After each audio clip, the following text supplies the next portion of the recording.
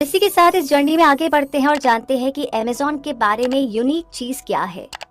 तो वो है कस्टमर सेंटर्ड बिजनेस। यानी कि अमेज़न में कस्टमर्स पर सबसे ज्यादा फोकस किया जाता है, जिसकी वजह से बेहतरीन कस्टमर सर्विस मिलती है। ये बात तब साफ तौर पर जाहिर हो गई थी जब 2004 के अमेरिकन कस्टमर सेटिस्फैक्शन इंडेक्स ने Amazon.com को 88 का स्कोर दिया, जो उस समय ऑनलाइन और ऑफलाइन दोनों सर्विस प्रोवाइडर्स के लिए हाईएस्ट कस्टमर सेटिस्फैक्शन स्कोर था। अपनी बायोग्राफी द एवरीथिंग स्टोर में बेजोस ने कुछ ऐसी बातें बताई हैं जो अमेज़न को दूसरी कंपनियों से अलग बनाती है।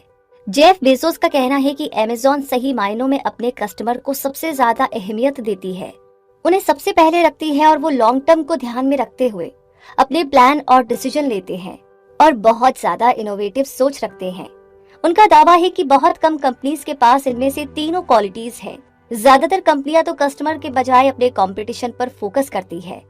इसी तरह ज्यादातर बिजनेसमैन अपना समय उन बिजनेस में लगाते हैं जो 2 या 3 साल के अंदर प्रॉफिट कमाकर दे सकते हैं, और अगर ऐसा नहीं होता है तो वे हार मान लेते हैं।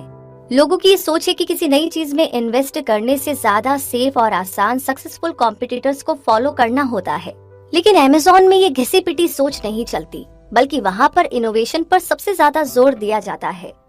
और इन्हीं सारी बातों के साथ समय आ गया है इस समरी के कंक्लूजन को जानने का। यानी कि जितनी भी बातें आपने यहाँ पर जानी, जितनी भी कहानियां आपने सुनी, उन सब का निचोड़ क्या है।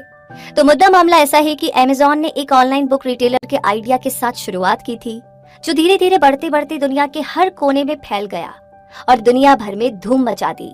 किताबों के साथ साथ अब उसमें home delivery, cloud computing, advanced artificial intelligence, movie और स्पोर्ट्स स्ट्रीमिंग सर्विस भी दी जाने लगी थी।